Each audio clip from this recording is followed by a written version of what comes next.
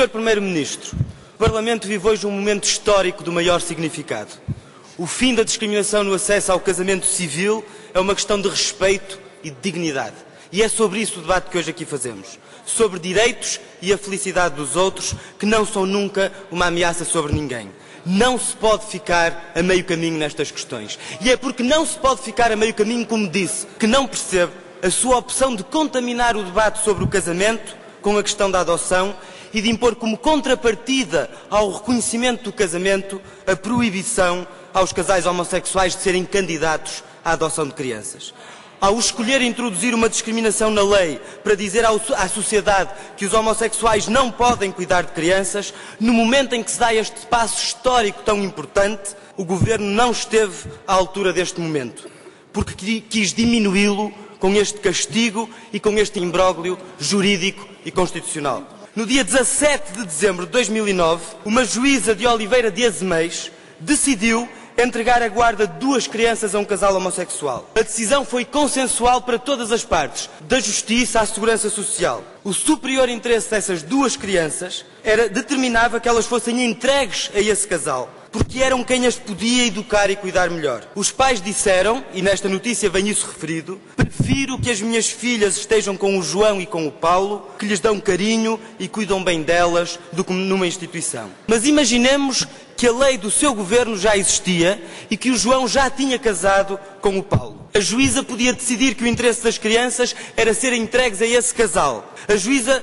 poderia achar que elas estariam mais protegidas se fossem adotadas pelo João e pelo Paulo. Mas haveria com a sua lei uma cláusula discriminatória que impediria que o superior interesse das crianças fosse respeitado. Acha razoável, Sr. Primeiro-Ministro, que num caso concreto como este, as crianças sejam impedidas, em nome de um preconceito na lei sem nenhuma justificação, de ser entregues a quem cuida melhor delas? Se estas pessoas casassem, não podiam adotar, mas se depois se divorciassem, já poderiam ser adotantes, porque a lei já permite a adoção singular. Leio o programa do seu governo, Sr. Primeiro-Ministro, e não vejo lá nenhum mandato para introduzir esta discriminação.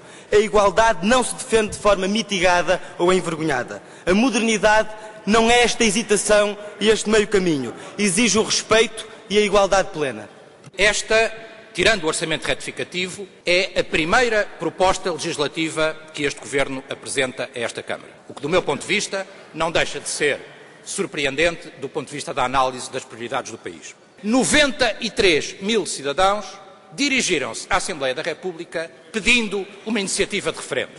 Num país onde nós tantas vezes dizemos que a sociedade civil está amorfa, que não está interessada, que não se mobiliza, que não participa, 93 mil cidadãos é, Sr. Primeiro-Ministro, um facto absolutamente notável.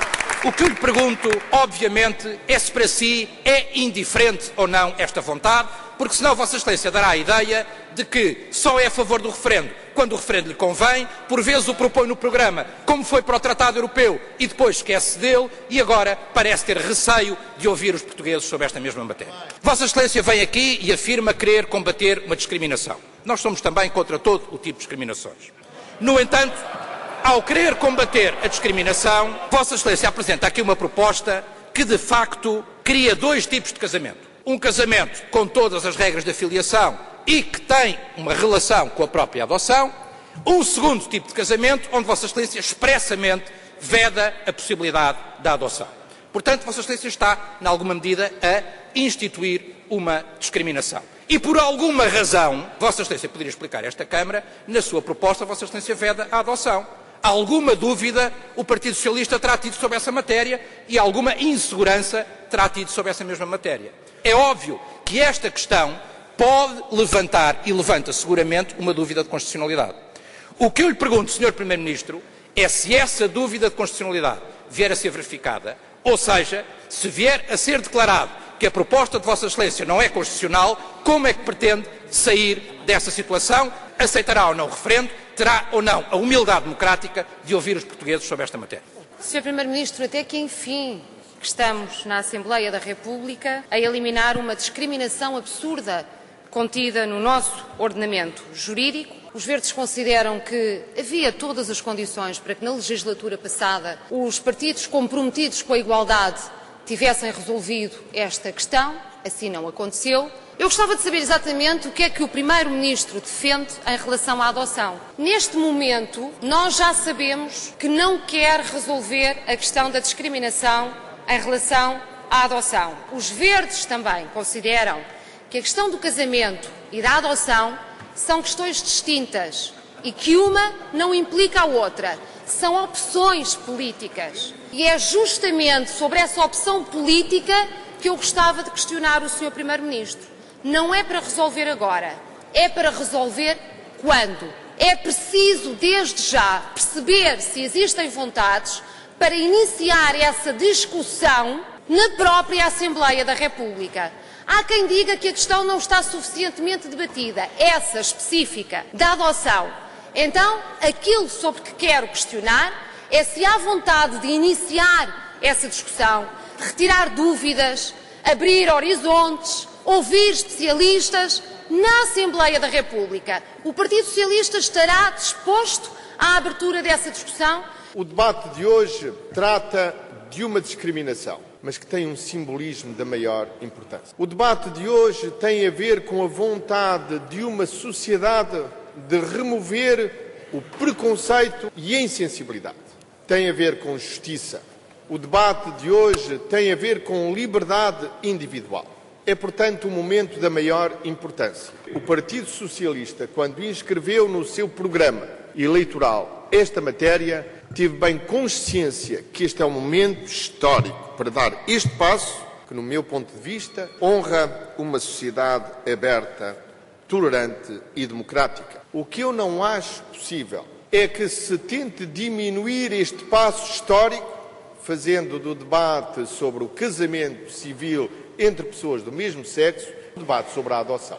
Porque, no meu ponto de vista, são coisas diferentes. Matérias diferentes, porque no casamento isso trata da liberdade individual. E aí não há nenhuma razão. Ninguém na sociedade portuguesa, nenhum político foi capaz de dar uma boa razão para que nós possamos dizer a um homossexual ou a uma homossexual, olhos nos olhos, a razão pela qual não se podem casar. Não, porque essa razão é pura e simplesmente não existe. Essa razão é apenas a razão do preconceito. Essa razão é apenas a razão do conservadorismo de quem apresenta como argumento a história e a ideia de que sempre foi assim e, portanto, não podemos mudar. É com isso que não nos podemos resignar. Mas a questão da adoção é diferente, porque aí há o interesse de terceiros e porque aí já não se trata apenas da decisão de duas pessoas adultas. Toda a gente compreende a diferença entre estas duas questões. Pois eu gostaria que não se diminuísse o passo histórico, o avanço social do casamento entre pessoas do mesmo sexo, pretendendo alguns diminuí-lo com o debate sobre a adoção. Por outro lado, senhores deputados, eu quero lembrar à Câmara que o mandato que o Partido Socialista tem é um mandato sobre o casamento, não sobre a adoção. E nós somos escrupulosos nessa matéria. Já no passado, embora nós fôssemos a favor do casamento civil entre pessoas do mesmo sexo, não nos sentimos mandatados para avançar com o apoio a propostas ou a projetos de lei nesse domínio. Espero que se compreenda, portanto, aquilo que é um simples escrúpulo democrático. Finalmente, o referendo. Eu não estou de acordo. No momento em que o Partido Socialista decidiu fazer o Congresso e assumiu essa questão como uma questão da sua agenda política, o país ficou a saber qual é a nossa intenção. Depois, durante a campanha eleitoral, eu falei nisso. E falei muitas vezes. Bem sei que muitos partidos preferiram ignorar o tema, porque acharam incómodo. Mas eu sempre falei nisso. Tenho, por isso, não apenas a de legitimidade formal, Sr. Deputado. Tenho a legitimidade material, o dever até, de avançar com essa matéria. O respeito não quer dizer concordância. Eu tenho respeito pela iniciativa das pessoas e respeito a sensibilidade daqueles que acham ou que aqueles que, como disse no meu discurso, não querem acompanhar esta mudança. Percebo isso. O que digo a essas pessoas, nenhuma dessas pessoas que pensa dessa forma vai ver afetado nenhum direito, nenhuma crença, nem nenhuma opção que tenha feito. Nenhuma. Isto não colide com os direitos dos outros. Eu já vi tantas vezes estes momentos. Vejo que agora, olhando para trás, muita gente que não apoiou essas mudanças reconhecem que essas mudanças foram positivas, não para dividir a sociedade, mas para unir a sociedade. Esta lei, como já disse, não é uma lei contra ninguém. É uma lei que trata de corrigir injustiças, sim. Trata de corrigir até indignidades, Sr. Deputado. Eu sou de uma geração que convive mal com isso, que olha para trás e que não se orgulha nada da forma como esta sociedade durante décadas tratou os homossexuais. É por isso que, ao dar este passo, eu sinto que estamos a dar um passo no sentido de uma sociedade tolerante, de uma sociedade democrática, de uma sociedade que faz tudo o que tem a fazer por mais liberdade, maior consideração da dignidade, para corrigir injustiças. É com estes impulsos e com estes momentos que se constroem as sociedades melhores. Muito obrigado.